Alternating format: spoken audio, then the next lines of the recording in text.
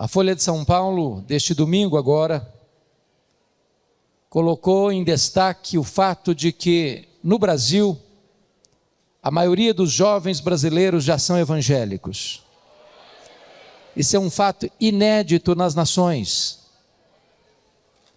Hoje o Brasil já é o segundo país que mais envia missionários para o mundo. Já ultrapassamos a Coreia do Sul. Há um despertar em toda a nação brasileira da juventude, voltando-se para Deus, voltando-se para a palavra de Deus. E nós estamos cheios de esperança de que Deus há de levantar uma geração de jovens para a obra missionária. O fato de você estar aqui numa terça-feira à tarde traduz esperança para a nação brasileira. Traduz esperança para a igreja evangélica brasileira. E nós não estamos aqui por outra razão senão exaltar o nosso glorioso Redentor e abrir a sua palavra e nela meditar. Então abra sua Bíblia comigo, por favor. Eu quero partilhar com você o que está na segunda carta de Paulo a Timóteo. Eu quero olhar com você alguns princípios sobre uma vida vitoriosa em Cristo Jesus. Segunda carta de Paulo a Timóteo, no capítulo 4, de 6 a 18, eu já preguei nesse texto, certa feita nesta igreja, fazendo uma análise da vida de Paulo. Hoje eu quero me deter nesse texto propriamente dito, e tirar aqui alguns princípios para uma vida vitoriosa. 2 Timóteo 4, 6 a 18. Peço que você, ao abrir o texto e acompanhar o texto, não feche mais sua Bíblia, por gentileza. Paulo está preso em Roma na sua segunda prisão. E ele já está sentenciado à morte. E ele está aguardando apenas o dia da sua execução. E ele escreve dessa masmorra mamertina para seu filho Timóteo, que estava em Éfeso. E diz assim: Timóteo, quanto a mim já estou sendo oferecido por libação, e o tempo da minha partida é chegado. Combati o bom combate, completei a carreira, guardei a fé. Já agora a coroa da justiça me está guardada, a qual o Senhor reto juiz me dará naquele dia, e não apenas a mim, mas a todos quantos amam a sua vinda. Procura vir ter comigo depressa, porque Demas, tendo amado o presente século, me abandonou e se foi para Tessalônica. Crescente foi para a Galácia, Tito para a Dalmácia. Somente Lucas está comigo.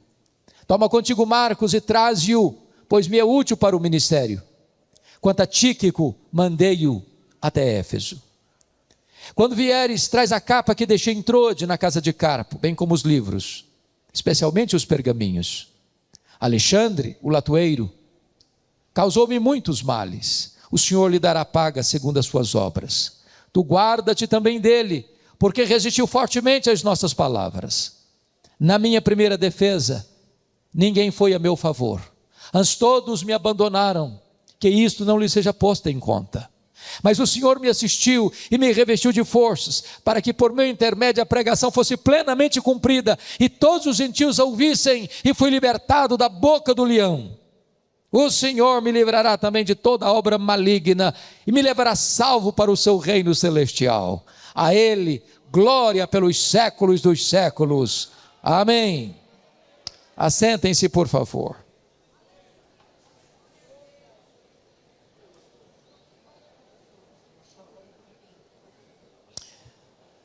Todos vocês bem sabem que Paulo, sendo o maior bandeirante do cristianismo, maior teólogo, maior pastor, maior missionário, maior plantador de igrejas da história do cristianismo, esteve preso em Roma 2 vezes. A primeira vez nos anos 61, 62. A segunda prisão nos anos 66, 67. Na primeira prisão, quem estava por trás conspirando contra ele eram seus irmãos, os judeus. Na segunda prisão, quem estava conspirando contra ele era a pesada máquina do Império Romano. Na primeira prisão, Paulo foi preso como um apóstolo, como um pregador do evangelho. Na segunda prisão, Paulo foi preso como um malfeitor, acusado de ser um bandido, um criminoso.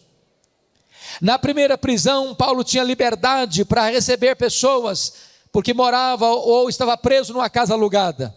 Mas na segunda prisão, Paulo foi jogado numa masmorra úmida, fria, insalubre, mal cheirosa, de onde as pessoas saíam leprosas ou para o martírio, a masmorra mamertina. Na primeira prisão, Paulo orou para sair, pediu oração para sair e saiu de fato. Na segunda prisão, ele não pede oração para sair, ele não ora para sair, porque ele escreve esta carta desta prisão como alguém já sentenciado à morte, no corredor da morte, aguardando o dia da sua execução. Talvez você pergunte nesta tarde assim: por que Paulo foi preso a segunda vez em Roma? O que aconteceu? E todos vocês sabem a tragédia que foi no dia 17 de julho do ano 64. A cidade de Roma, maior cidade do mundo, mais populosa, mais rica e mais poderosa cidade do mundo, a capital do império, foi incendiada. Um incêndio devastador de 7 noites e 6 dias. Enquanto o imperador Nero assistia esse espetáculo horrendo do alto da torre de Mecenas. Quando o incêndio acabou, a cidade estava destruída. Dos 14 bairros da cidade, só 4 restaram, e os 4 que restaram eram densamente povoados por judeus e cristãos. Isso deu a Nero um álibi para botar a culpa do incêndio de Roma nos cristãos. Começa um massacre sobre a igreja. Os crentes foram crucificados, os crentes foram queimados vivos, os crentes foram mortos a pauladas. E nessas alturas, Paulo já era o grande líder do cristianismo no ocidente. Ele começa a ser procurado, ele começa a ser caçado, até que botam a mão nele, talvez em Trode, na casa de Carpo, e jogam-no nesta masmorra escura e úmida, a masmorra mamertina, de onde as pessoas são leprosas, ou para o martírio. Talvez você ainda pergunte: o que aconteceu com Paulo ao ser vítima dessa conspiração e dessa injustiça? O que aconteceu? E eu peço que você acompanhe comigo na sua Bíblia aí alguns fatos antes de entrarmos na exposição do texto. Primeiro, olha aí o capítulo 2, versículo 9. Ele diz assim: pelo evangelho, Timóteo, eu estou sofrendo até algemas como malfeitor. Pense comigo nessa cena. Os fake news da época, circulando nas ruas, nas praças, dizendo que aquele grande pregador, aquele grande apóstolo, estava preso como um bandido, como um malfeitor, destruindo a reputação dele, arruinando a honra dele, maculando o nome dele. Isso é como subir no alto de uma montanha e soltar um saco de penas de lá, não dá para recolhê-las todas mais. Mas olha outro reflexo que teve a prisão dele, capítulo 1, versículo 15 dessa carta. Ele diz para Timóteo assim: Timóteo, estás ciente de que todos os da Ásia me abandonaram, não alguns, mas todos. E quem são esses da Ásia?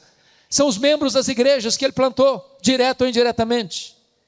Gente que confiava nele, que acreditava nele, que sabia que ele era um homem verdadeiro e honrado, mas agora com medo de que algo respingasse neles, se acovardam e todos abandonam o apóstolo Paulo.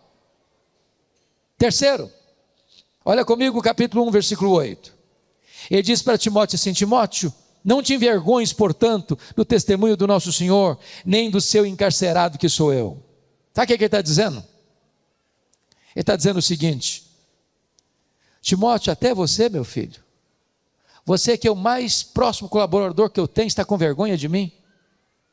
Até você está constrangido, Timóteo? Até você está acovardado, Timóteo? E Timóteo está com vergonha de se apresentar e dizer: esse homem é meu pai na fé, esse homem é um homem honrado, ele não é um bandido, ele não é um malfeitor, ele não é um criminoso, nesse homem eu confio. Até Timóteo se acovarda. Mas olha mais comigo, capítulo 4, 16. Vocês sabem que até hoje, vocês jovens que estudam direito, e mesmo aqueles que não estudam sabem disso, é que o direito romano se estuda até hoje nas melhores universidades do mundo. Mesmo Paulo sendo acusado de um crime tão grave, ele teve direito de defesa. Marcaram uma primeira audiência para ele se defender, para ele apresentar testemunhas. Está aí no capítulo 4:16, na minha primeira defesa, ninguém foi a meu favor, antes todos me abandonaram. Quando Paulo vai para aquela audiência, na expectativa de que haveria muita gente lá para defendê-lo, quando ele chega lá, não tem ninguém para dar uma palavra em favor dele, e ele então é julgado à revelia de qualquer testemunha. Qual foi o resultado? Ele sai desta primeira audiência condenado à pena de morte. É isso que ele diz no capítulo 4:16, o tempo da minha partida é chegado, eu já estou sendo oferecido por libação. Portanto, esse homem escreve no corredor da morte. E eu pergunto a você, jovem que está aqui hoje, o que um homem no corredor da morte tem para dizer para você, jovem, hoje, 25 de fevereiro de 2020? Que palavra esse homem tem para encorajar o seu coração hoje? Que verdade nós encontramos nesse texto hoje que pode levantar você e encorajar você a ser um jovem bem-sucedido? Com a Bíblia aberta comigo, eu quero repartir com você esses princípios. Primeiro princípio está aí no versículo 9, confira aí. Ele diz para Timóteo assim: Timóteo, procura vir ter comigo depressa. O princípio é esse: quando a crise bater à porta da sua vida, tenha humildade e tenha coragem de pedir ajuda. Não fique sozinho.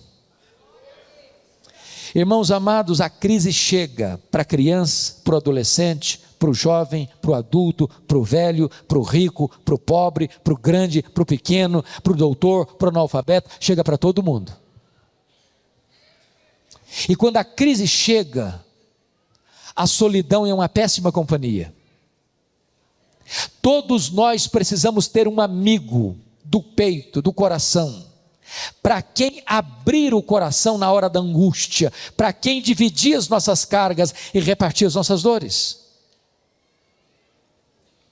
Talvez uma das grandes tragédias que aconteceu à igreja brasileira nesses últimos tempos foi a quantidade de pastores que cometeram suicídio.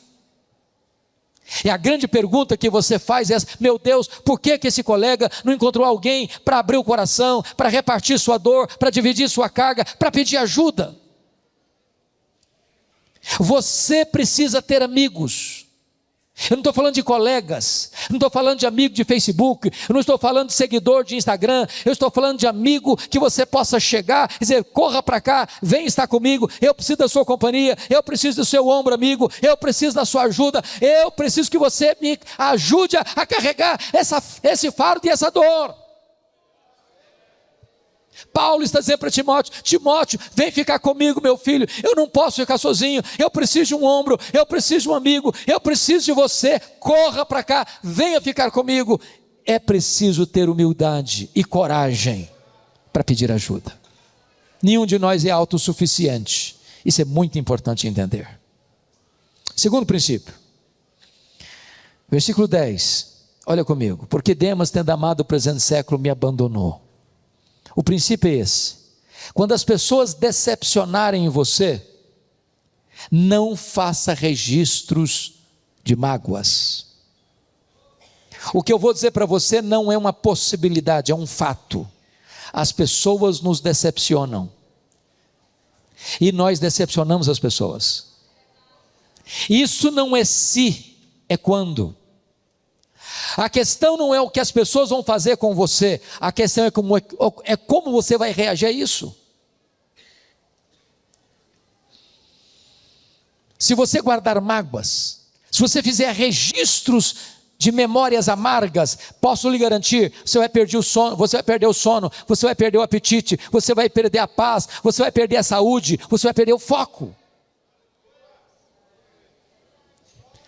Há um livro que li, e eu gostaria de recomendar para você, jovem. Leia esse livro, você lê numa sentada.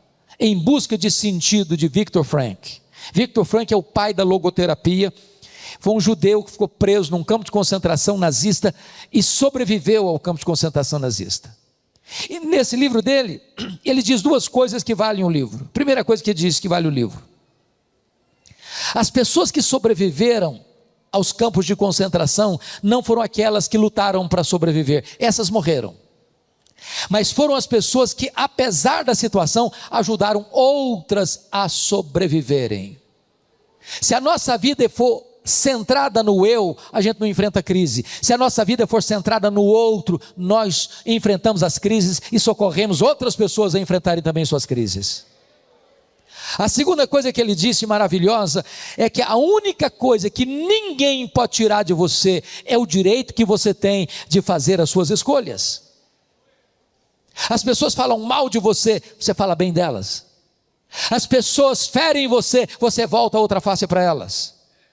As pessoas amaldiçoam você, você abençoa elas. As pessoas perseguem você, você ora por elas.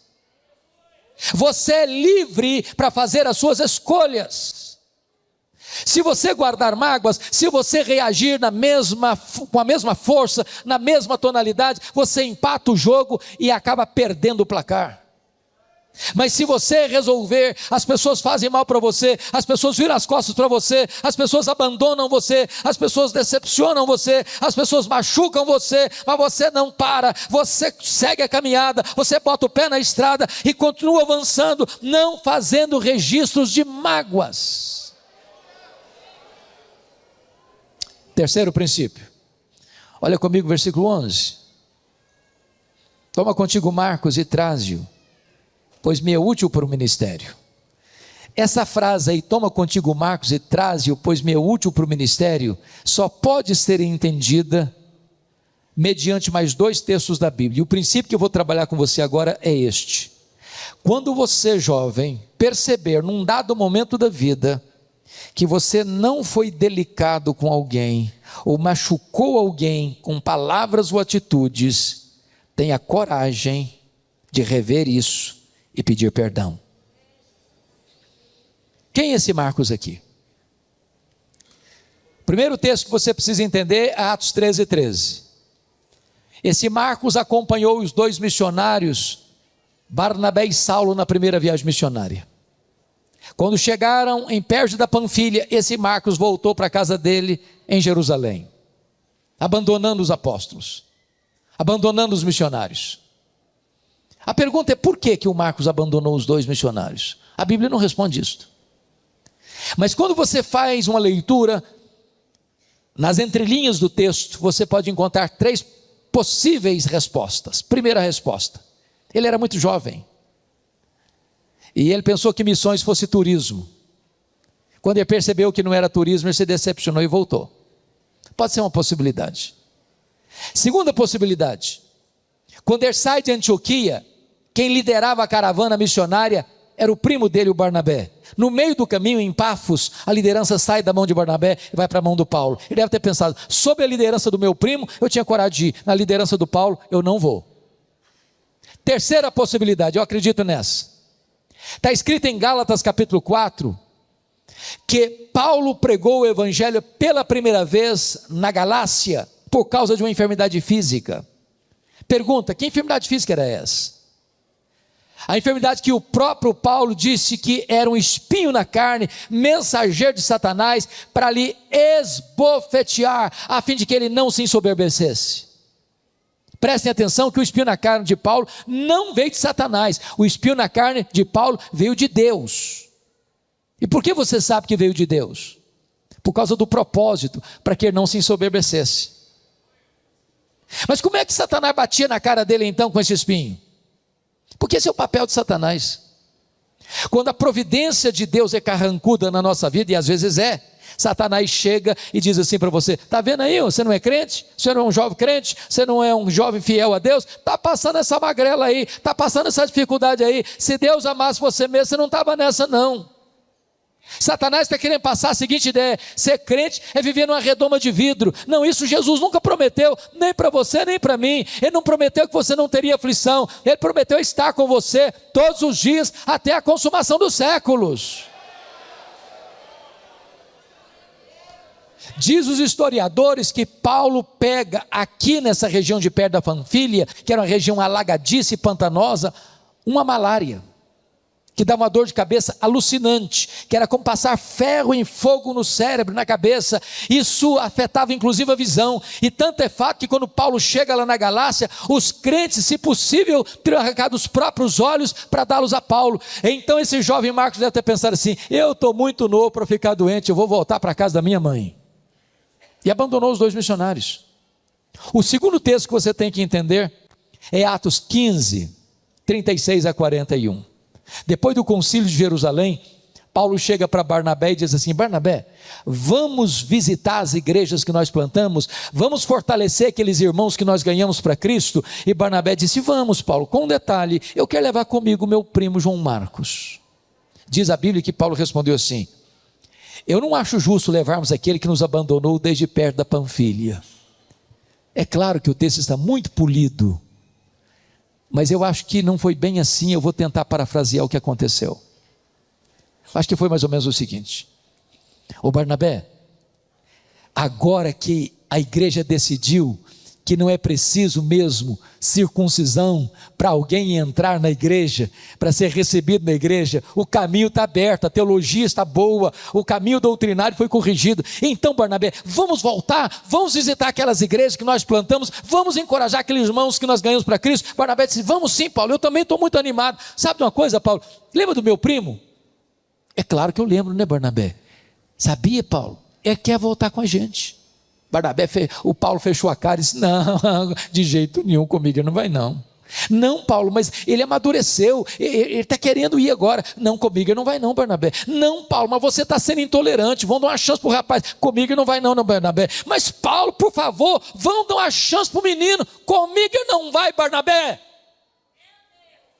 Houve tal desavença entre Paulo e Barnabé por causa desse Marcos, que eles não caminharam juntos mais.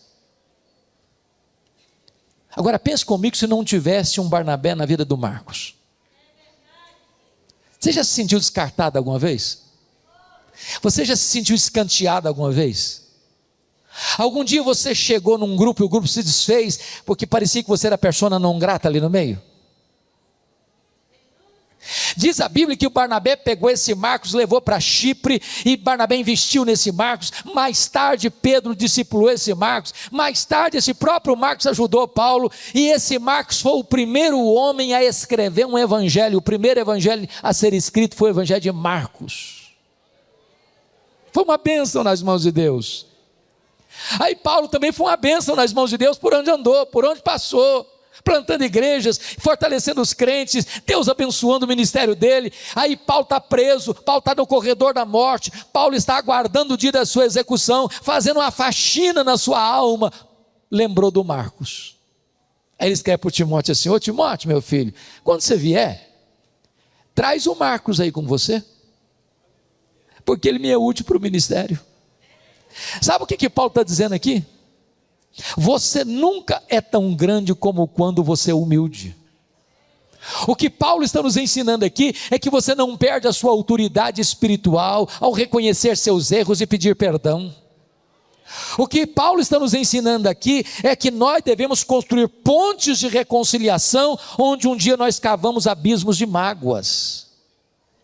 O que Paulo está nos ensinando aqui é que nenhum de nós pode avançar na caminhada da vida cristã deixando pessoas feridas no meio do caminho. O que Paulo está nos ensinando aqui é que não estamos preparados nem para viver, nem para morrer, se tem pendências de mágoas nos nossos relacionamentos. É preciso ter coragem e humildade para pedir perdão. Quarto princípio, confira comigo, por favor, versículo de número 13. Aliás, versículo de número 13. Quando você vier, meu filho, traz a capa, traz os livros, mas especialmente traga para mim os pergaminhos. Esses pergaminhos aqui, queridos jovens, eram cópias das Escrituras. Agora preste atenção, o princípio que eu quero destacar é esse. Por mais difícil que seja a realidade que você esteja vivendo, nunca perca o ânimo, o entusiasmo pelo estudo da palavra de Deus. Paulo está preso, Paulo está sendo acusado injustamente, Paulo está sendo abandonado pela igreja que ele plantou, pelas igrejas que ele plantou. Paulo está sendo abandonado pelos amigos mais íntimos. Paulo está enfrentando um frio sem uma capa sequer para usar. Paulo está velho, Paulo está cheio de cicatrizes, ele está com a sua sentença de morte lavrada, mas ele diz para Timóteo o seguinte: ô Timóteo, quando você vier, meu filho, traz aí meus livros, traz aí meus pergaminhos, porque enquanto eu tiver um fiapo de vida, meu filho, eu quero estudar mais a Bíblia. Enquanto eu tiver fôlego nos meus pulmões, eu quero estudar mais a Bíblia. Enquanto tempo eu tiver, eu quero me aprofundar mais na palavra de Deus. Isso para nós é uma lição, porque tantas vezes, meus irmãos, nós temos todo o tempo, nós temos saúde, nós temos juventude, nós temos vigor, e quantas vezes nós não nos dedicamos ao estudo da palavra de Deus? Eu acho que nós vivemos hoje numa geração fenomenal. Hoje você tem Bíblia de estudo, de tudo enquanto é jeito que você quiser. Tem Bíblia de estudo para criança, para adolescente, para jovem, para casais, para adultos, para terceira idade, para empresários, para empregado, para desempregado, para do jeito que quiser. E as pessoas fazem coleções de Bíblias de estudo. Aí você chega na igreja às vezes e pergunta assim: meus irmãos, nós vamos abrir Bíblia lá em Miqueias. O cara começa a procurar o Miqueias lá em Apocalipse.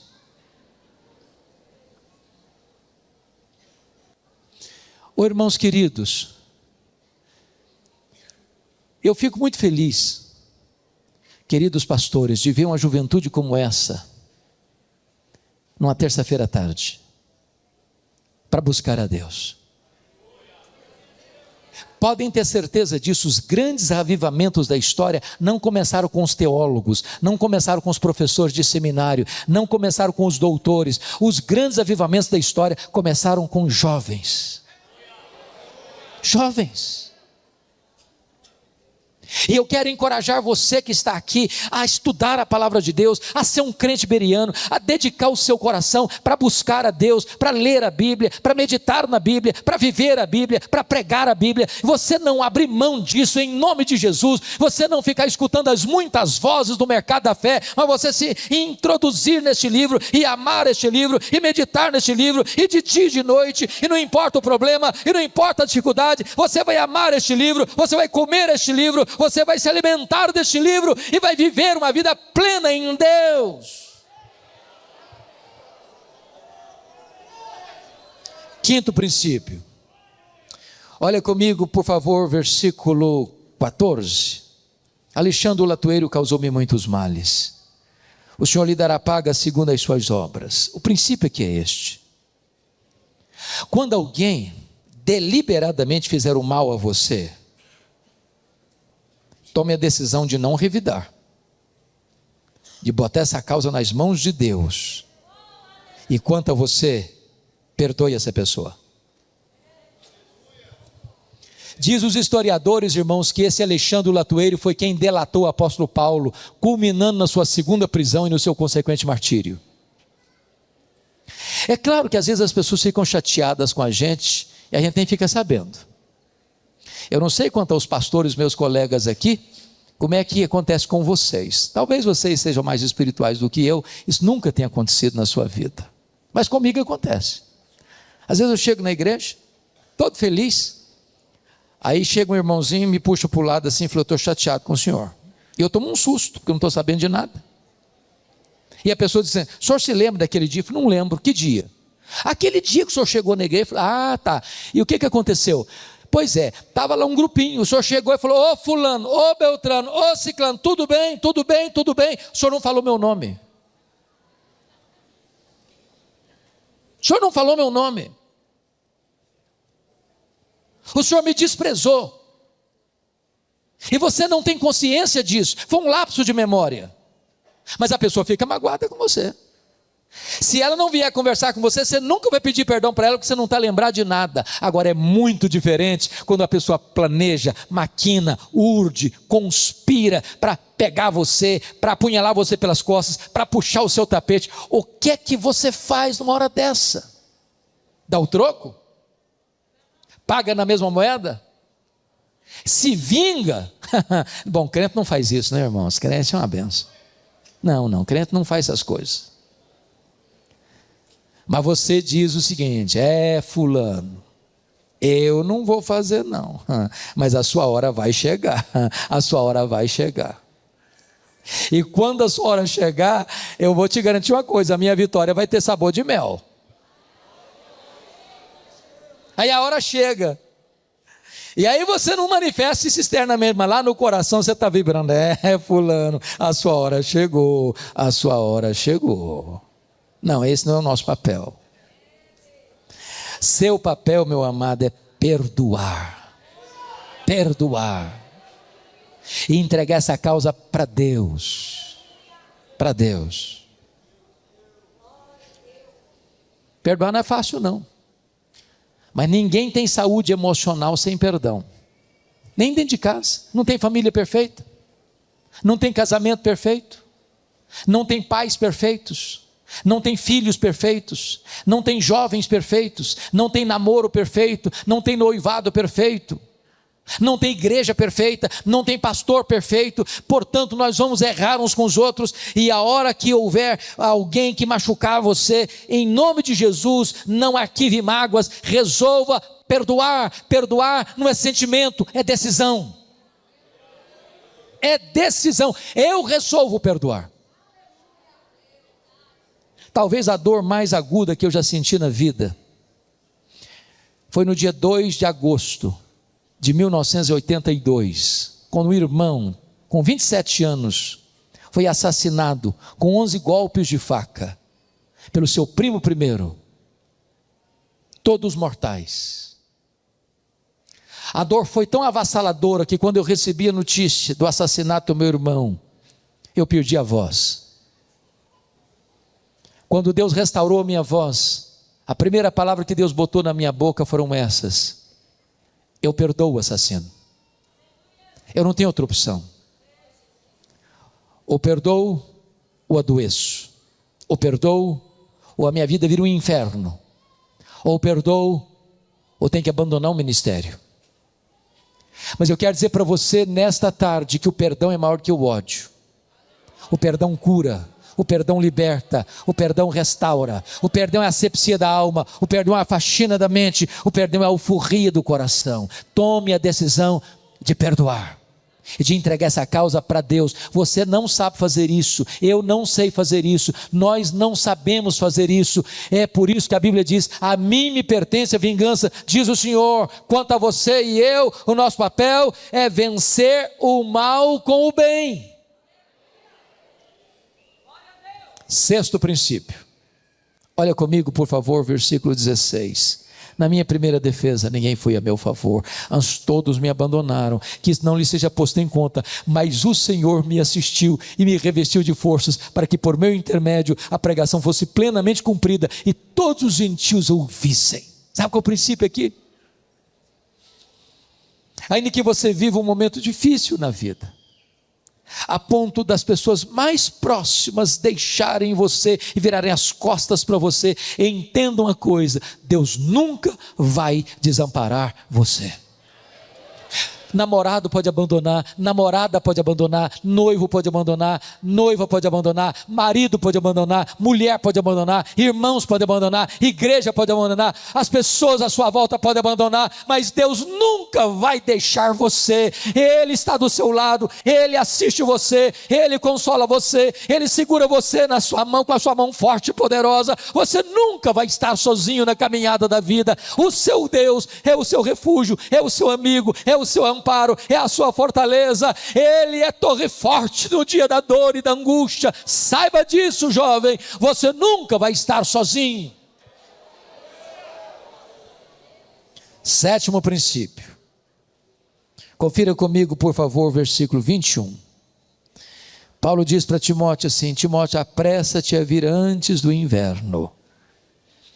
E o princípio é este: há coisas que ou você faz hoje, ou você nunca mais vai ter chance de fazer amanhã.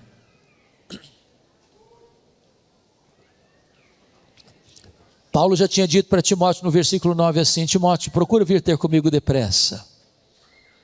Mas depressa é uma palavra muito vaga, eu não sei o que é depressa. Então Paulo diz agora especificamente: filho, quando eu quis dizer para você vir depressa, eu quis dizer assim: venha antes do inverno. Por que eu disse isso? Porque você sabe que nos 3 meses de inverno não se navegava com segurança. Está escrito lá em Atos 27, que Paulo disse para o comandante do navio: não é seguro. Ele não escutou Paulo, enfrentaram um naufrágio.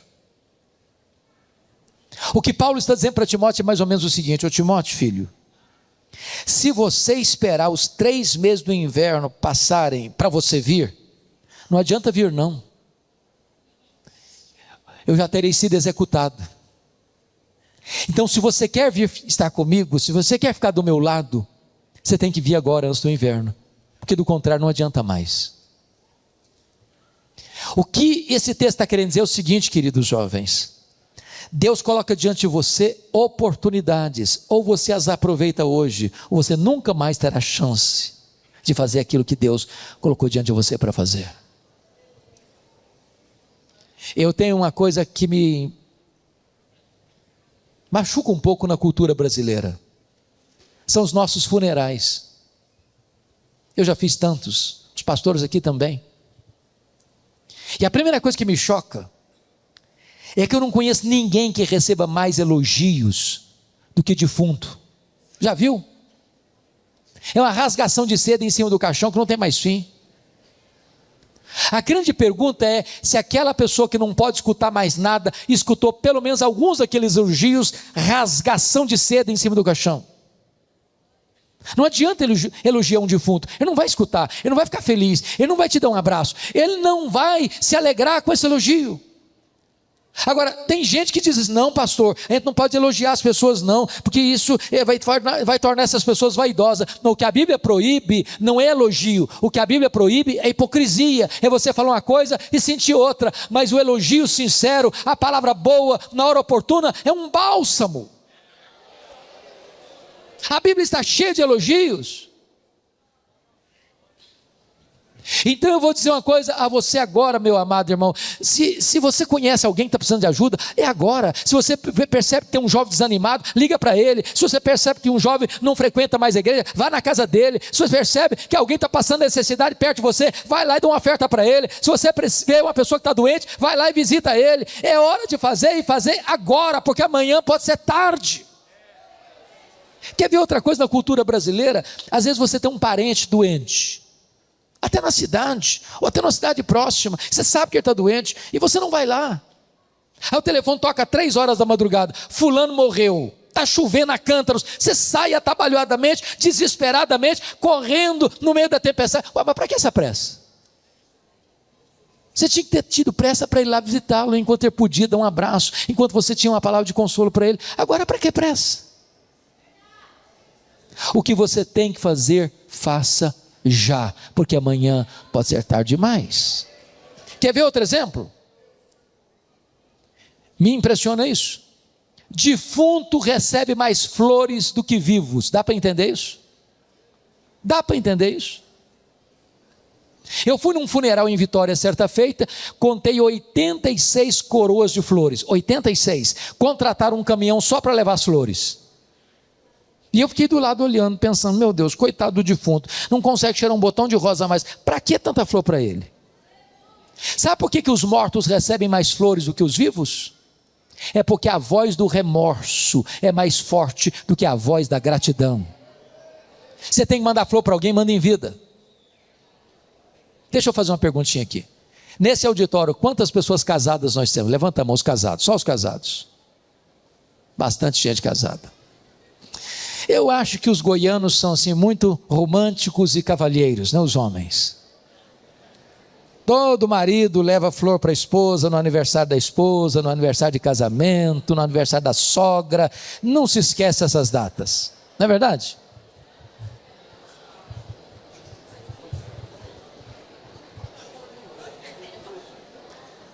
Agora, também você conhece aquele marido, ou namorado, ou noivo, que preste atenção meninas, o namorado que não dá flor para você no namoro, não vai dar flor para você quando você casar. Fique esperta.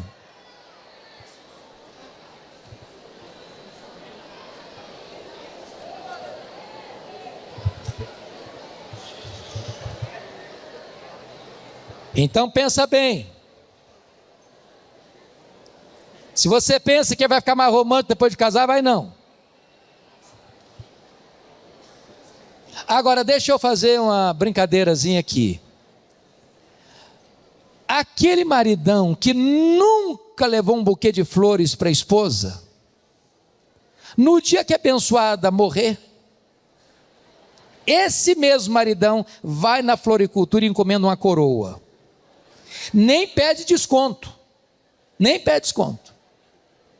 A coitadinha que nunca ganhou um buquê de flor na vida, ganha uma coroa de flor na morte. Dá para entender isso?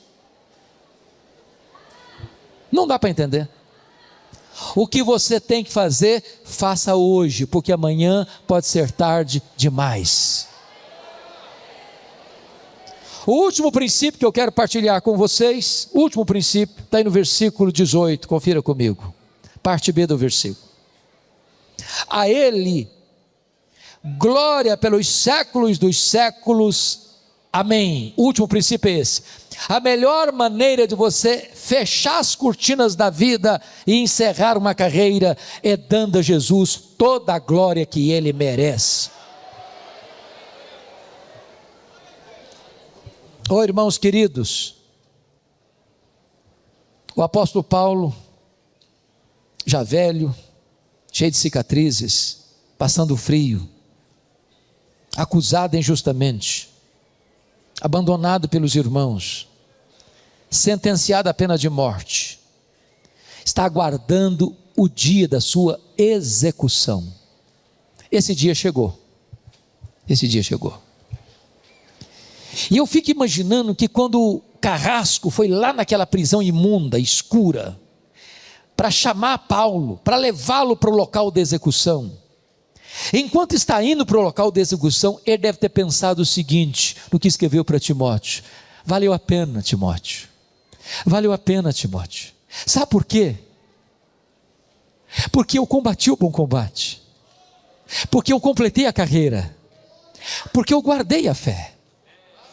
Queridos pastores, quando a gente é mais jovem, a gente entra em muito combate, que às vezes tem muita luta e muito esforço, mas nenhum resultado. Quando a gente vai ficando mais velho, a gente começa a perceber que tem luta que não vale a pena lutar. Se a luta não for boa, não entra nela não. Não entra nela não. Mas se o combate é bom, entre nele. Entre nele. Eu combati o bom combate. Quando Paulo estava se despedindo dos presbíteros de Éfeso, ele disse lá em Atos 20, 24, em nada considero a vida preciosa para mim mesmo, conquanto que eu complete a minha carreira. Completar a carreira era o grande alvo da vida dele. Quando chega no final, ele está indo para ser executado, ele escreve para Timóteo assim: ô Timóteo, aquilo que era um sonho, meu filho, aquilo que era um alvo de vida, meu filho, agora é uma realidade. Eu completei a carreira, eu completei, Timóteo, a minha carreira. Ele está dizendo para Timóteo: ô Timóteo, você sabe quantos falsos mestres que eu combati, quantas falsas doutrinas surgiram para incomodar as igrejas, e como eu lutei por isso, Timóteo. Timóteo, bendito seja Deus, eu nunca fui influenciado por isso, Timóteo, eu nunca me seduzi ao erro, ao engano, Timóteo. Eu quero dizer para você, meu filho, eu estou fechando a cortina da minha vida, e eu guardei, Timóteo, a minha fé. Eu guardei a minha fé. Paulo está sendo levado para a execução. Ele para e pensa: ô Timóteo, Roma vai me matar. Mas sabe, Timóteo, na verdade, pensando melhor, eu vou me entregar. E eu não vou me entregar para Roma não, Timóteo. Eu vou me entregar para Deus, como oferta e libação ao Senhor. E tem mais, Timóteo, eu não vou morrer também não, Timóteo, eu vou é partir, eu vou é partir. A palavra partir é um eufemismo para a morte, que significa três coisas. Primeiro, significa tirar o fardo das costas de alguém. Sabe o que é morrer para um crente? É descansar das suas fadigas, diz Apocalipse 14, 13. Nós pastores, quantas vezes já fomos no hospital visitar ovelhas queridas, que lutavam bravamente para sobreviver, pele e osso, tomando morfina, um balão de oxigênio, dores terríveis. Aí chega um dia que o Senhor chega e diz para esse querido: ô filho, chega de sentir dor, chega de ficar tomando morfina, chega de ficar no balão de oxigênio, chega de ficar gemendo, vem para casa, filho, vem descansar, chega de sofrer. E então o Senhor recolhe essa vida, onde não tem mais dor, onde não tem mais choro, onde não tem mais lágrima, onde não tem mais sofrimento. Isso é morrer para um crente. Segundo, a palavra partida no grego significa desatar um bote e ir para o outro lado do rio. Sabe o que é morrer para um crente? É fazer a última viagem rumo à pátria celestial. A nossa pátria não é aqui, a nossa casa permanente não é aqui, a nossa herança não está aqui, a nossa riqueza não está aqui. Nós estamos aqui como forasteiros, como peregrinos. Nós estamos a caminho da nossa verdadeira pátria, que é o céu. É para lá que vamos. Terceiro, a palavra partida significa afrouxar as estacas de uma barraca, levantar acampamento e ir para sua casa permanente. Sabe o que é morrer para um crente? É mudar de endereço, é ir para a casa do Pai. Paulo não está com medo de morrer, porque sabe em quem tem crido e sabe para onde está indo.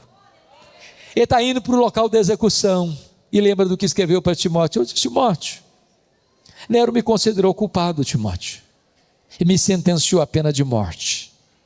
Mas sabe, Timóteo, eu não estou importando com isso não. Sabe por quê, Timóteo? O que me importa de fato é que o reto juiz diante de quem eu vou comparecer, e todos terão que comparecer, já me justificou. Não tem mais nenhuma culpa sobre mim. Eu estou quites com a lei de Deus, eu estou quites com a justiça de Deus. Eu já fui declarado sem culpa diante do tribunal de Deus. Toda a justiça do Filho de Deus já foi depositada na minha conta. Então, Timóteo, na verdade, eu estou indo receber a coroa da justiça. É por isso que antes de botar a cabeça no cepo, para a espada de Roma tosar-lhe a cabeça, a última palavra de Paulo, escrita na Bíblia, antes do amém final, da liturgia da sua vida, foram essas palavras: a Ele, glória pelos séculos dos séculos, amém. Não importa a idade que você tem, a única e melhor maneira de fechar as cortinas da vida é dar a Jesus toda a glória devida ao seu nome. Que Deus abençoe você, jovem, que Deus revista você com poder, que diante das lutas da vida, que diante dos descaminhos da existência, que diante das muitas vozes que vão ecoar nos seus ouvidos, você nunca, nunca, nunca perca de vista o seu Salvador. Que você nunca se aparte deste livro, nem para a direita, nem para a esquerda. Que você seja cheio do Espírito Santo. Que você seja levantado nessa geração como um portador de boas notícias, como um embaixador dos céus, como um embaixador de Deus. Que você lá na sua casa seja uma bênção, que você lá na universidade seja uma bênção, que você lá na sua vizinhança seja uma bênção, que você lá no seu trabalho seja uma bênção, que aqui na igreja você seja uma bênção. Por onde você andar, você possa revolucionar este mundo com o poder do Evangelho e na força e no poder do Espírito Santo de Deus. Deus nos abençoe, que Deus nos ajude a viver para o louvor da sua glória, como viveu o apóstolo Paulo. Fiquem em pé, por favor, eu quero orar com vocês.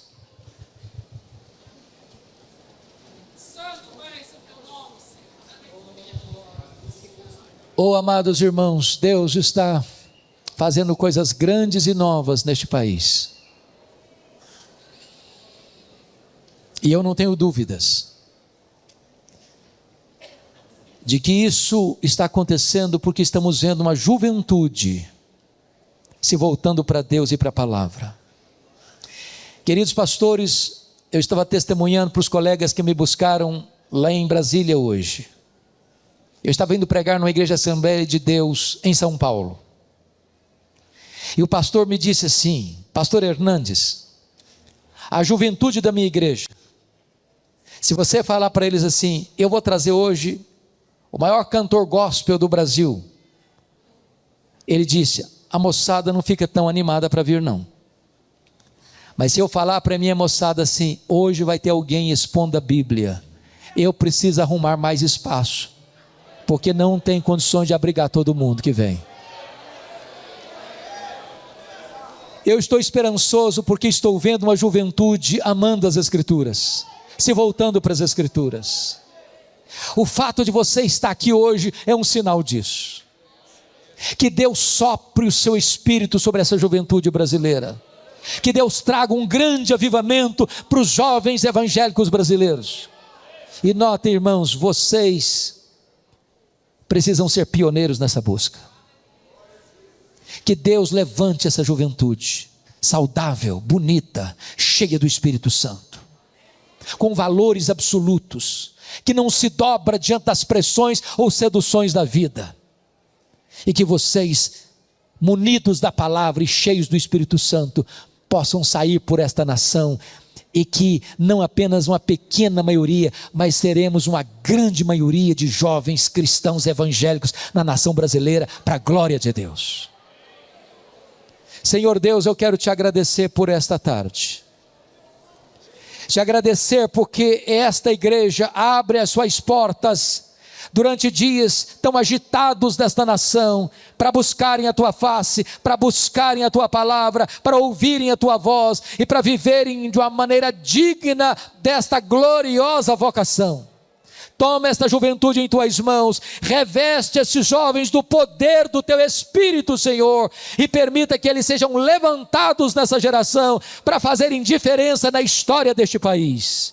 Levanta, meu Deus, jovens vocacionados para o ministério. Levanta, Senhor, jovens vocacionados para a obra missionária. Levanta, Senhor, jovens vocacionados para a liderança política deste país. Levanta, Senhor, jovens vocacionados para serem grandes empresários. Levanta, Senhor, jovens cheios do Espírito Santo para o comércio, para a indústria, para a educação, para a saúde, para todas as frentes e áreas dessa nação, para que a tua igreja seja sal, seja luz, seja uma embaixada dos céus na terra, para levar a tua palavra aos quatro cantos deste país, e para fazerem reverberar a voz missionária para todos os rincões do mundo, para a glória do teu nome, em nome de Jesus, amém e amém.